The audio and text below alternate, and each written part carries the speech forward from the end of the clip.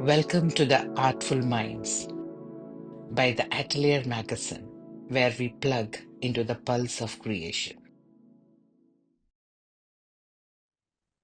Good evening and welcome on behalf of the Atelier team. It's my pleasure to welcome you today for this interview and thank you so much for your contribution in our inaugural issue of the Atelier magazine.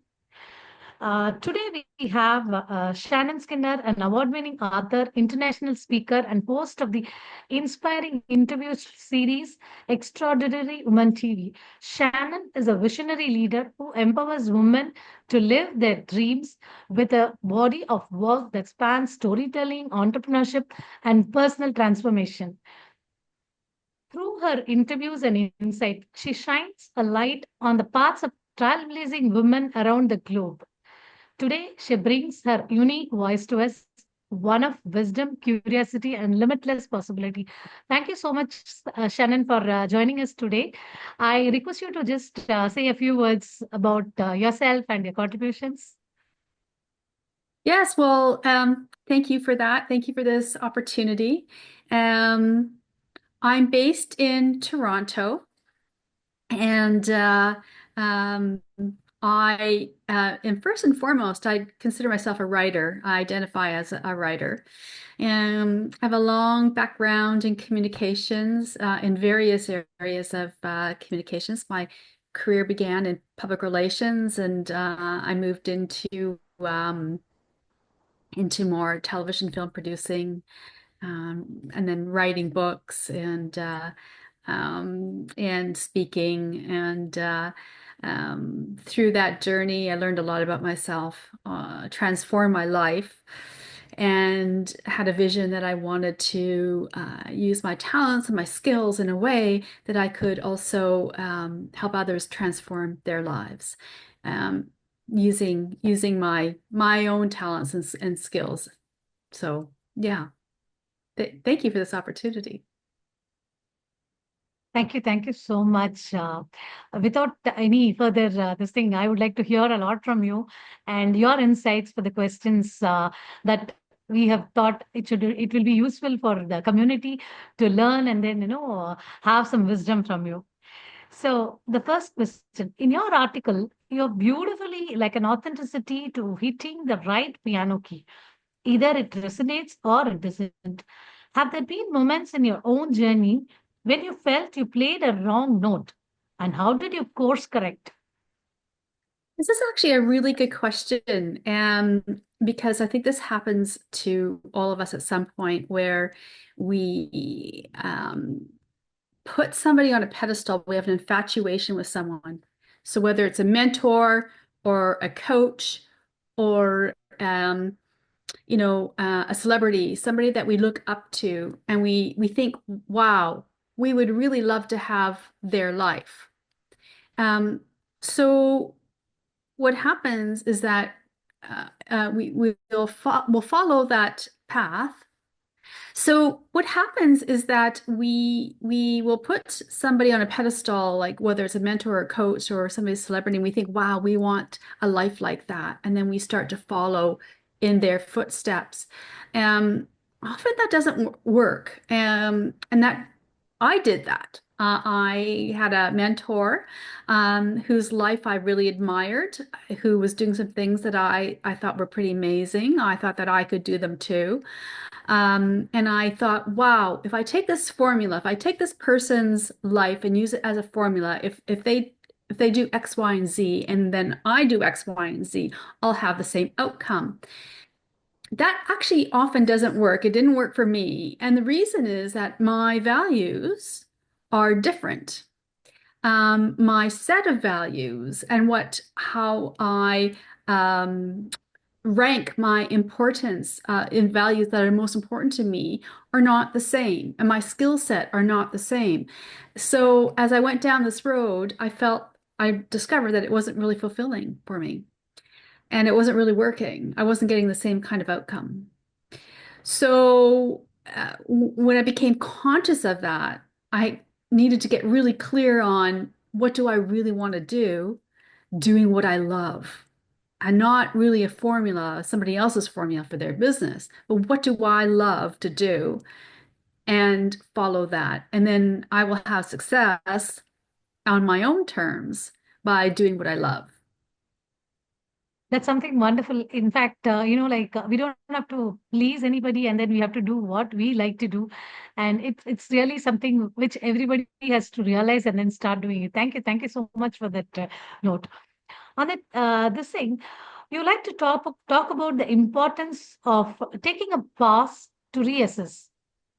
In a fast-paced, achievement-driven world, what are some practical ways people can create space for that kind of self-reflection? Well, we can take space in different ways. In some cases, and by the way, self-reflection is very important. And what's most important is asking yourself questions. It's the questions that we need. Um, and we can do that by sitting at a desk and writing out questions and writing up the answers. That's the simplest thing to do and the fastest route to get to, um, you know, um, understanding what's most important to you. We can go for a walk and create space in nature. We can take trips. We can do it longer if we want. But the most important thing is when I say step back, is to create some space for that time to self-reflect. But the fastest route to get to the answer is to sit and write down questions and answer the questions. Ask yourself questions and answer them. So however that works best for you, sometimes people have to take that walk in the park, sit on a park bench, or be in nature, or be alone. For other people, it could be sitting in a cafe, writing. It may be different. If something's not working for you, but it had in the past, which is sort of what I wrote about in my article. So let's say you're running a business and you've been doing it for 20 years and you find yourself, it's at a point where it's just not fulfilling anymore. It's not giving you juice. Take that time to step back and ask yourself, why did I start this to begin with? What was it about this that inspired me to begin with? And sometimes that's all we need. We just need to remind ourselves of the purpose, of the why do we do it. Sometimes what will happen is we'll realize we want to do something different in our lives, with the time that we have on earth. And that's okay. Then it's time to make a change. But it's asking yourself that question, why did I begin it in the first place? What is it about this that inspired me? And what do I do now to do what I love in my heart that I want to create?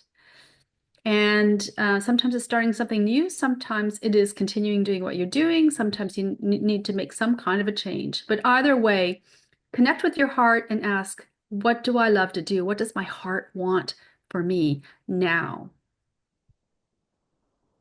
That's really wonderful. I'm just trying to think on how you said like step back, sit and reflect is something really we have to think a lot on that. We fail to do that in the fast-paced, world where we are in the running towards something else.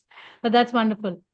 And moving forward, you have worn many creative hats like broadcaster, author, speaker, filmmaker. How has your personal definition of authenticity evolved across these different mediums? And did one particular role challenge your authenticity more than others?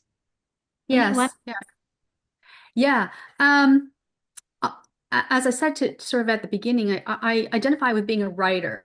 I'm a writer first and foremost.